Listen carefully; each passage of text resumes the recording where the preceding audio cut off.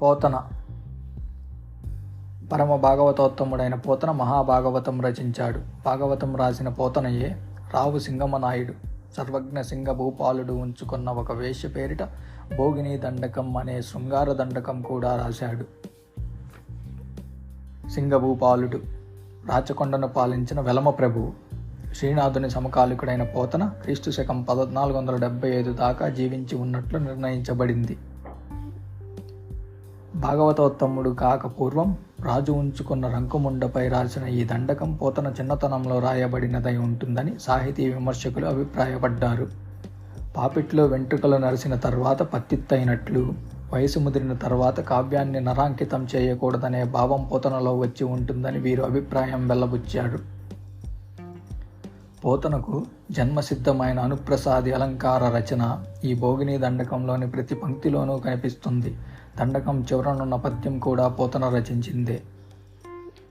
తాను రాసిన భాగవతాన్ని నరాంకితం చేయక శ్రీరామునికి అర్పించిన వాడు ఒక ఉంపుడు గత్తెను గూర్చి దండకం రాస్తాడా అని మడిబట్టలు కట్టుకున్న కొందరు శిష్టులైన విమర్శకాగ్రేసులు తమ ధర్మ సందేహం వెల్లబుచ్చారు.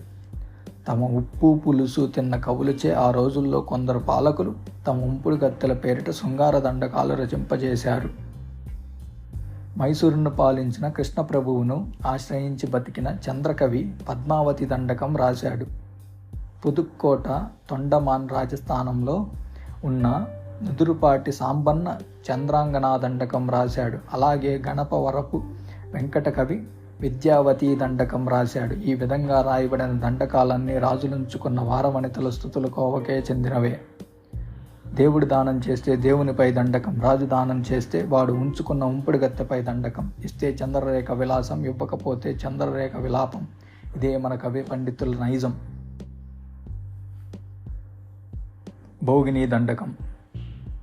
మన్మథ రూపుడు అయిన రావు సింగభూపాలుని గోపాలదేవ ఉత్సవంలో ఒక వేశ్యకన్య చూచింది.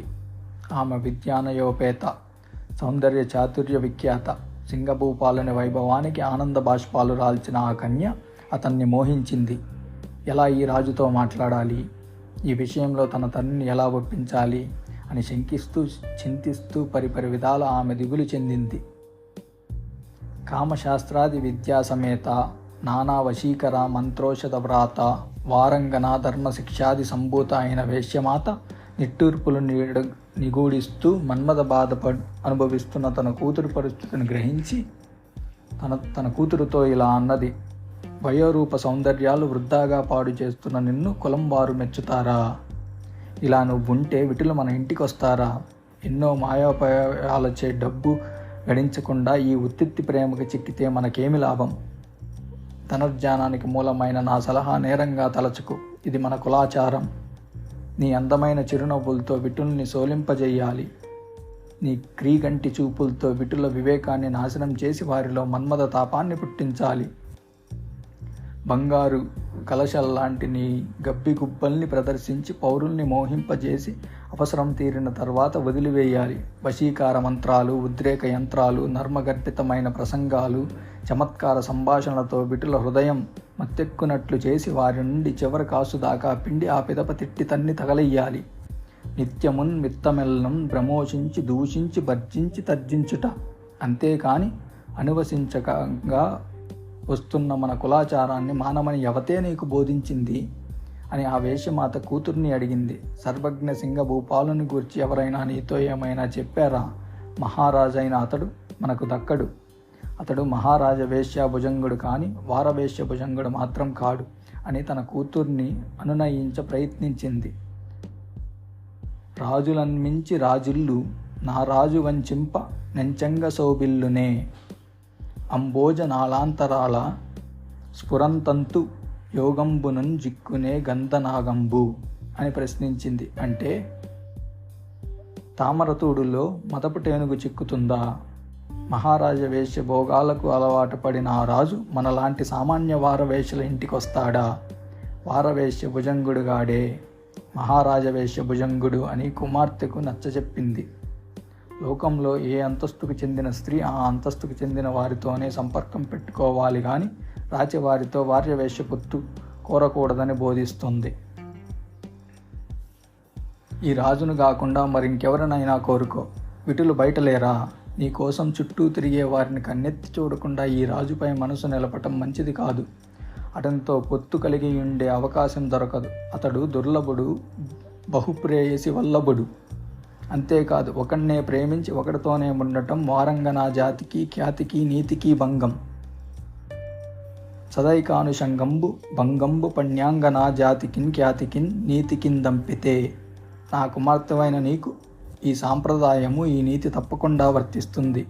ఈ నిర్ణయాన్ని బ్రహ్మ కావించాడు. ఈ సాంప్రదాయాన్ని ఆది నుండి మనం అనుసరిస్తూ వస్తున్నాం. రాజుతో సాగించే ప్రేమ కలాపాలు జోదాలు కాదు. వీణా వినోదాలు, గద్యపద్యాది వాదాలు, మాళవీ ముఖ్య రాగానుగానాలు, దండలాస్యాది నృత్యావదనాలు, ఇంద్రజాలాది మాయా విధానాలు, కాకకేళిసర వ్యూహమిచ్చే సమూహగాహాలు, నీలకంఠావళి, నృత్య శిక్షా విషయాలాంటివి కానే కావు అని ఓరడిస్తుంది. చివరికి ఈ కన్యను రాజు స్వీకరిస్తాడు. ఆ రోజుల్లో రాజవంశాలకి మాత్రమే పరిమితమైన మహారాజవేశ్య కుటుంబాలు కొన్ని ఉండేవి. ఆ కుటుంబానికి చెందిన వేశ్యలతో రాజవారు తప్ప మిగతా వారు సంబంధం పెట్టుకోవడానికి అవకాశం ఉండేది కాదు. ఈ రాజవేశ్యలు సామాన్యులకి అందని ద్రాక్షాపళ్ళు. కాకతి ప్రతాపరుద్రుని ప్రియురాలైన మాచల్దేవి, కుమారగిరి రెడ్డి, ఉంపుడు కత్తి అయిన లకుమాదేవి ఇట్టి వారై ఉంటారు. సామాన్యులకు వారవేశ్యలు, సంపన్నులకు మహారాజవేశ్యలు నాటి కాలంలో ఉన్నట్లు కనిపిస్తోంది. సంగీత సాహిత్యాల్లో ప్రవేశం కలిగిన నాటి రాజవారు ఆ కళల్లో పాండిత్యమున్న రాజవేశ్యల పొందునే వాంఛించేవారేమో. దీన్ని బట్టి పాలక వర్గాలకి లభ్యమయ్యే ఉన్నత శ్రేణి వేశ్యలు నృత్య సంగీత వేశ్యలు నిత్య సంగీత సాహిత్యాల్లో నిధులుగా ఉన్నట్లు పోతన రాసిన భోగినీ దండకం ద్వారా తెలుస్తుంది.